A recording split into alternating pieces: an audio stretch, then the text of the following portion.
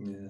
All right, well, let them log in. Come on in and let us know where you're coming in from. We're very excited that you're here. I know everybody is excited to hear from our special guest tonight.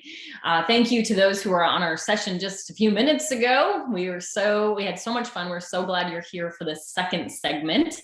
And without further ado, you guys, let us know where you're coming in from, what you're excited about. Obviously, coming up, we've got our big event. So thanks for being here again, Rodney. Welcome, welcome. All right, good to go here.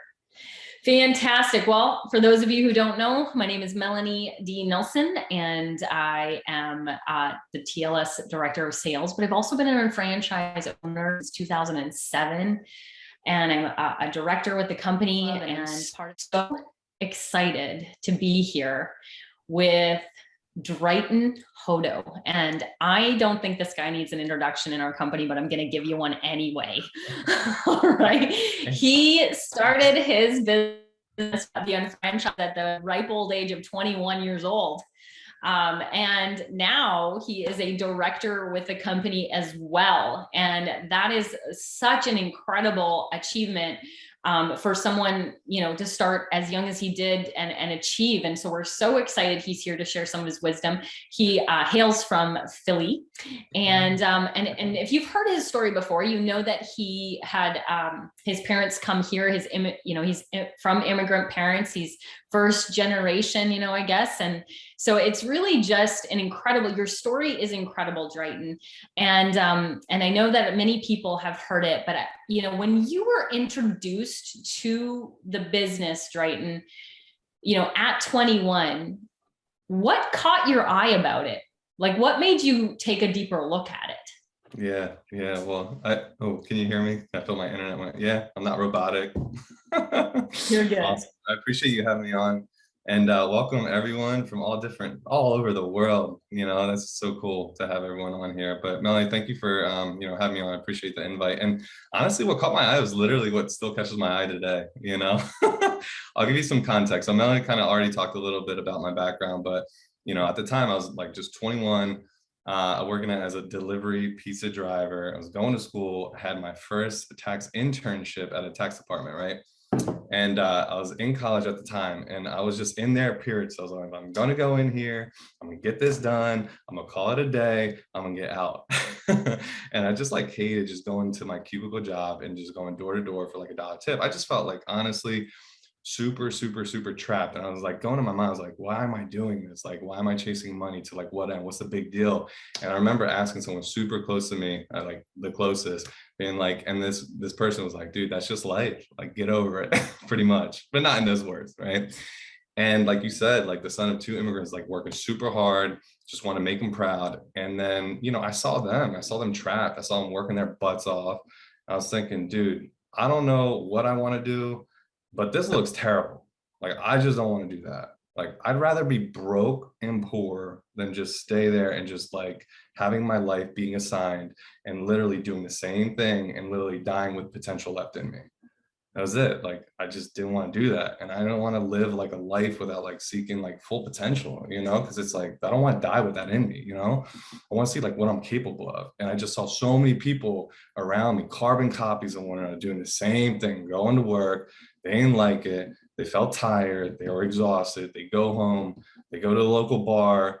I was going to name some around here, but they'd watch some TV for hours, right? They go to sleep and literally wake up and do it all over again, right? And then sometimes they just get drunk on the weekends, if they could, right? So it's funny how I got introduced to business. My friend came over to my house, right? He just started drawing these circles and just put a line through it. And he's like, yeah, blah, blah, blah. And then the next day he drove me to Dunkin' Donuts, about an hour away.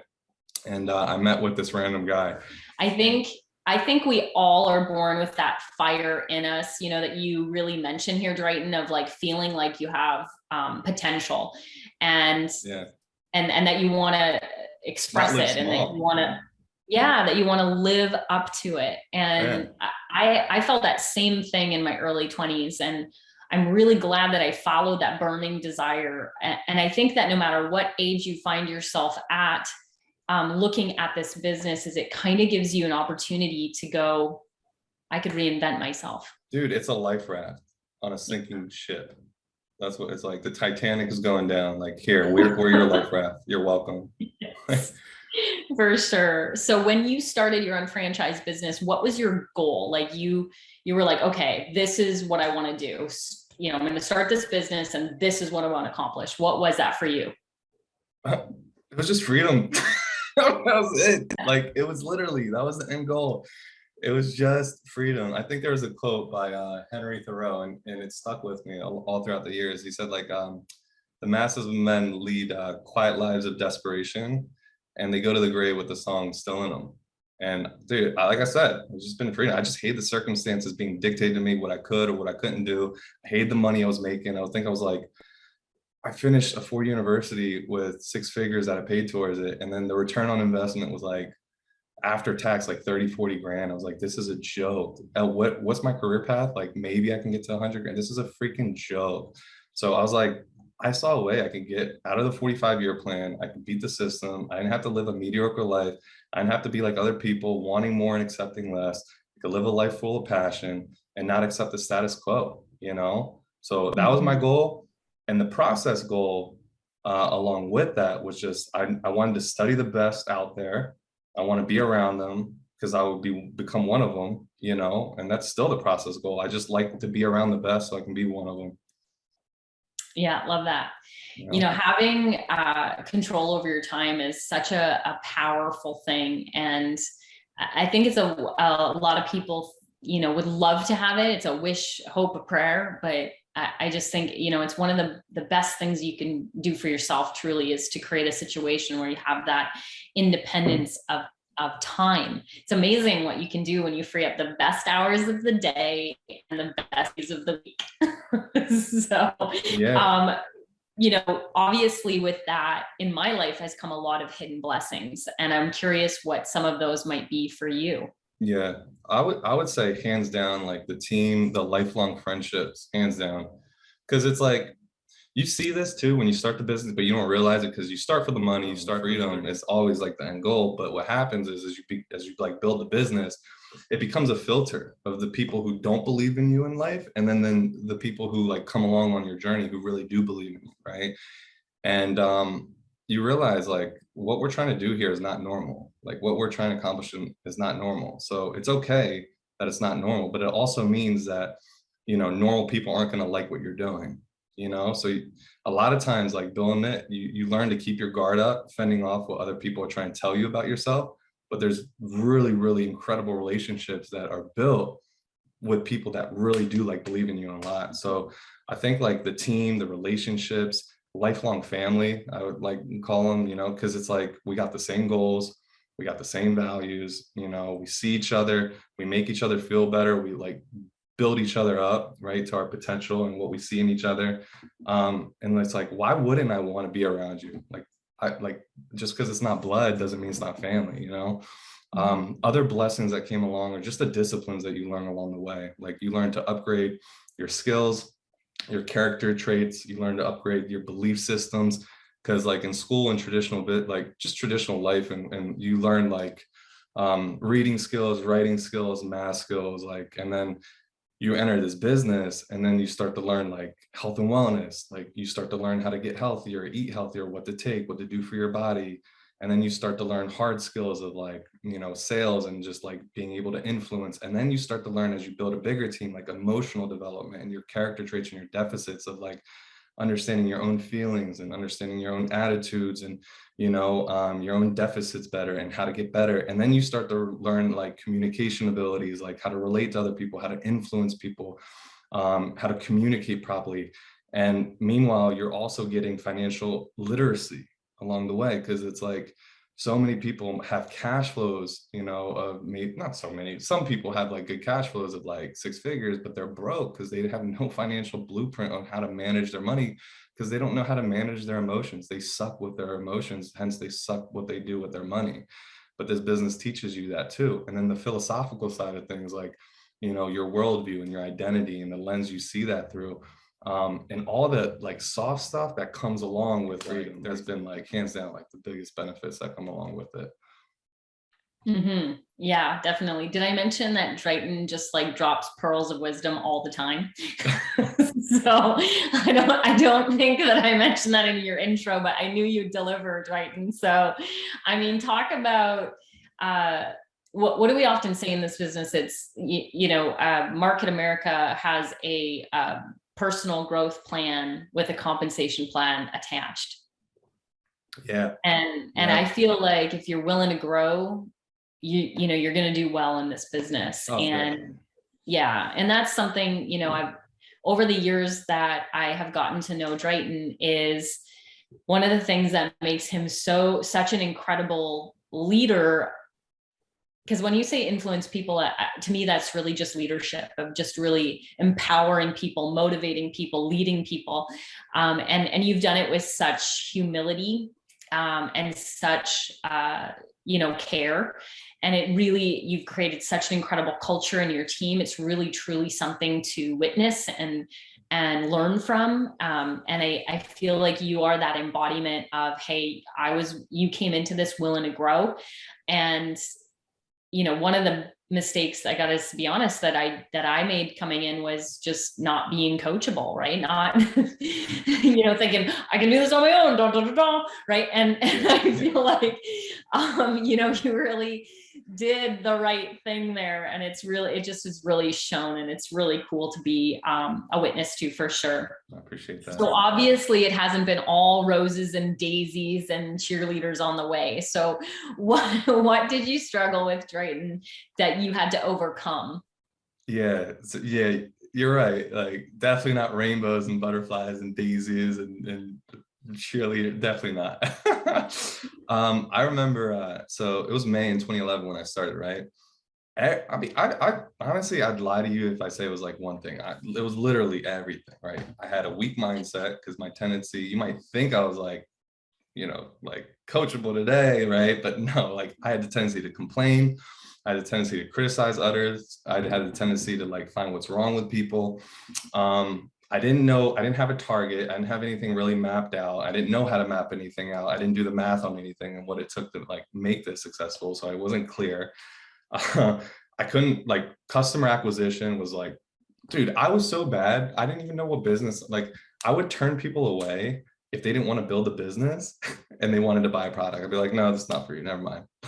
Like that's how messed up my mind was. Like, and the sad thing is that you would think, well, he was a strong recruiter, right? I wasn't strong at bringing people in the business either. I didn't have a systematic way to like get to networks and have networks connect to other networks and build like, the ABC pattern or anything like that. Like people didn't seem to be sticking. So honestly, I would lie to you and say like, if it was like one thing, it was like the whole gambit, like it was all of it. But here's the thing, like this was the game changer, right? I was in the company in 2011, right? But I wasn't really in like, the company in 2011, like my heart wasn't there, right? But then in August, International Convention in 2011, there was a huge shift because it was like, I was at the convention, I was at section stage right, where I could see the speakers. I wasn't close up. I sat there for 3 days and then I saw story after story after story, just people coming on stage. Oh, this is how it changed my life. I saw a team of my age, like back section. They had filled the whole like arena and there was literally kids in their 20s, not filling out resumes and like making extra income, like comma checks every single month. To me, that was like, damn, that's like close to like a full-time income for my job, part-time. You heard JR, like the late great Dennis Franks, like you heard VP Jim Winkler, the whole corporate team and like everyone. And then I saw it's still the same picture. It's all pixelated and everything.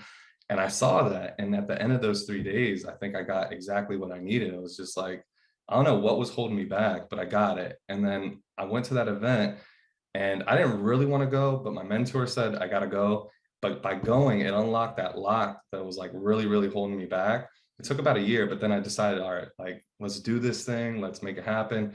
Like a cycle year, I think I had 21 people and then it was like 33 people and it was like 60 some people. And it was like the entire reason, like personally, I made like, I think the saving grace of like, that was like the seed that was planted in the ground. And that was the saving grace, but also my mentor. So in Philly, so I'm like 3 hours away from Flushing. They had a really, really strong ticket selling team culture, right? And based on what JR always says, and if you guys haven't checked out, like the one audio that I played on repeat like 100 times was the NMTSS Art of Selling Tickets by JR. We would travel to Philly to Flushing to get trained by these leaders like at least 4 times a year, if not more, right? And they would be perpetually in front of the room, repeating relentlessly, unashamedly, like repeatedly promoting the tickets in the next event. That's all I heard was ticket, ticket, ticket, ticket. But then a slide came up where it was said, like, if you have 50 people on the left, 50 people on the right, your income level is going to be like 6 figures. And it's like a solid 6 figures, like like nothing could stop. Even if you tried to tell people to like quit and stuff, like you can't. And then that was magic because it became our team identity. Like we knew like, okay, dude, we suck at teaching, we suck at training, we suck at retail, we're not the best skilled at it, stuff like that. But it's like, if we can stick together, right, and we can learn from the best together, eventually we'll figure this thing out, right? And then we just made a commitment. Like we just got to get people to events. And in 2011, it started like with a small group of us, like literally like 2, 3 of us making a commitment, right? And today, consistently, it's like 200 plus to events. Like, and that's like, I'm still kind of like, oh, that's not the right, not ashamed. Like, I'm happy, but I'm not like content. Like that's still very small with what I know we have the potential of doing, right? It's led to countless money earners, right? And more importantly, like the relationships that came out of like getting together and attending events, the unity, the cohesiveness, the alignment in our vision, and it's just we always moved as like a unit. So it's like that was like how to overcome like all that list of all the struggles, like that right there was like the key. And that's why you gotta attend the event. Like we're not world conference. Yeah, we got a world conference coming up like in a week. It's like, dude, if you're still, and this isn't for everyone, like, so I'm speaking directly to you on the edge or on the fence, if I should attend, if I shouldn't attend, like, this is my message to you. And this is directly to you. This isn't for people that like, well, they're checked out and they're just not, this is like for like, I think so, but I'm not sure. Like, listen to me, like people who attend are hands. So you got to ask yourself, do I want to make 10 times less or do I want to make 10 times more? That's the first thing. The second thing is like, you have to understand, like, it's about getting out of this employee mindset and getting into entrepreneur mindset. It's like that shift in that identity. Like, this is not your expense, right? You have a business, you own a business, or you're thinking about owning a business. Like, you have to invest in your education, like point blank, period. Like, there's no way around it. And lastly, I get it because I know what you're thinking and I already know because I've been there. Like, this isn't new. Like, I've been in your shoes. Like, I don't have the time, and I know I don't have the time because of things that are going on in my life, or I can't get off work, or I don't have the money. Like, I get it. I completely understand. But like, my question is, like, at the end of the day, how long are you going to let time, how long are you going to let money really, really hold you back in life? Right? Like, that's the question. It's like, you can't, the reality is you got to be bigger than your problems. Like, you have to be bigger than your problems. If you don't get bigger in your problems are always going to control you, period. So that might be a little harsh, that might be a little straightforward. But here's the thing, like, it's just straight out of love, because you can't miss it. Like, straight love, like, I swear, like, you being on this call at like 9 something at night, right, means that you got some goals, you're serious about the opportunity at some level. So it's like, I know what this event can do for you just because I know what it did for me. For sure. I mean, and it started with, even if you went kicking and screaming to your first event, Yeah. it was you made a commitment at that event going, okay, I understand now. And that, I think, is such an incredible benefit to the event is, if you're a new franchise owner, even if you're an existing one for a while and you have not been, you don't know what you have at your fingertips. You don't know your company. Would you agree, Dritan? Yeah, 100%. Like, Yeah, you don't even know what you got. And yeah, so first thing is like, you just made the commitment to go, and then you made the commitment to like, wow, okay, I understand what I have, and now I'm going to do something about it. And I always tell my my team is, you don't really start this business when you come on board. You start this business when you attend your first event. yeah, Because that's when you truly understand what you have at your fingertips. And like you said, right, and it took you about a year, but then it was teeny, it was like 2 or 3 of you that made a commitment together, and that unit kept growing and growing and growing, and you kept moving forward together, using these events as pillars and foundations within your year to move forward. And I think that is, it's truly how the system was intended to be utilized. We say a lot, right? Dritan is build event to event, but what you just covered embodies exactly why we do that. And I found that, sometimes it's, if you are super special, or if you're not special at all, you need the event, no matter what, Yeah. And I feel like that is so crucial. Coming up here, like, obviously one of the things that, what do you love most about attending the event? I love everything. I mean, I could go literally on and on and on and on and on. But I think the biggest thing that I really love is the idea that, like I said, it's a life raft, right? To so many people that are in desperate situations in their season in life right now that we don't even know. And the reality is, if they're going to make it and they're going to build like a huge business in like Market America, it's going to require an incredibly big decision. And events and emotional decisions are made at these events. They bring it out of you, right? It brings that emotion out. And honestly, that's what I love seeing. I love seeing the light bulb go off in people's head, and go off in people's mind. I love that. So that's what I think, to me, like, that's what I love about the events. And I love getting people there because of the light bulb moment. So it's always about the question, like, whoever's on this call, like, if you're on the fence, it's like, who's next? Like, who's next to really step up, and who's next to really like level up, coming out of this event. That's it. Absolutely. And for somebody like you who started in 2011, and somebody like me who started in 2007, what is really incredible about seeing these, and having these new owners have that light bulb moment, is it recharges your own batteries. And I think that, it's one of those things where, we're constantly feeding into our choices, and our feelings and our beliefs. We're constantly, because it is about a big decision, isn't it? I started a business, right? I got married, whatever. But really what follows is how we're making the daily choices to follow that up. Exactly. Is how our results end up becoming, is how strong is our marriage, how strong is our business, how strong, it's great that we decided to get married or we decided to start a business, but what we decide to do each day thereafter. And for new people, it's absolutely crucial, isn't it, that they get to our World Conference, which is coming up right away. It's coming up February 24th to the 26th. So it's literally next week. It's Wednesday night.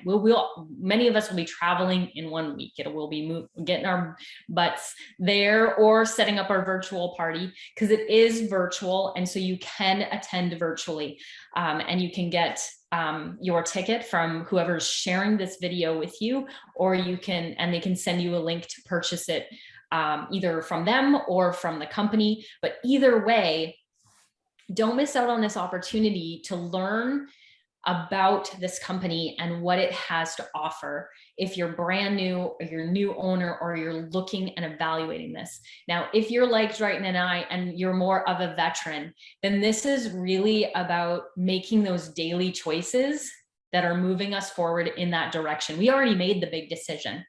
Now it's about continuing the daily choices that continue to build the foundation, continue to, take it to the next level, take it to the next level, take it to the next level. And that's one of the things that you're seeing a lot of in Dritan's team, is not only is he continue to hit the next level, but he is bringing a lot of people with him, some of which will be featured at the event. Yeah. You guys, I'm so excited for it, because it is so amazing to hear those success stories that come from all over our company. But Dritan is making such incredible progress, and so is his team, that you're going to be hearing from incredibly successful people in his team and their experience with the company. So you definitely don't want to miss any minute of it, including, obviously our leaders, our fearless leaders, our founders, our corporate team. I mean, it truly is really, you're getting that umbrella experience, aren't you, Dritan, of who we are, what we're really all about, and what we offer the world. And I feel like the biggest benefit that comes out of that is you become bulletproof. Yeah, 100%. You leave there going, I don't just got the cookie, I got the bakery. Yeah. And you still need to follow it up with the daily choices and the trainings in between, and then attend again in August in Greensboro or virtually wherever we're going there. But I really feel like that is, the crux to our system of success in this business. And you and your team have embodied that, Dritan. Yeah. I really appreciate you taking some time to be on with us tonight. Any last parting words? Yeah, I mean, get there. Get there, man. Like you said, bulletproof. Once that seed's planted, you can't go back. Like, you won't settle anymore for the mediocre life. You'll start living for that full potential once you make that decision. But you got to get there to make the decision. For sure. So no matter what you got to do, have some people help you and surround you to get either connected virtually or get you there live. We're excited about it, and we can't wait to see you there. Dritan, thank you so much for everything and for all the inspiration you consistently provide to the entire Market America family. Truly, truly a blessing to your team, to our company, and to the world. So grateful for you. Grateful for you and the team and, our family. So I can't wait to see everybody in Florida. See you guys. Till then, see you guys next week. Woohoo!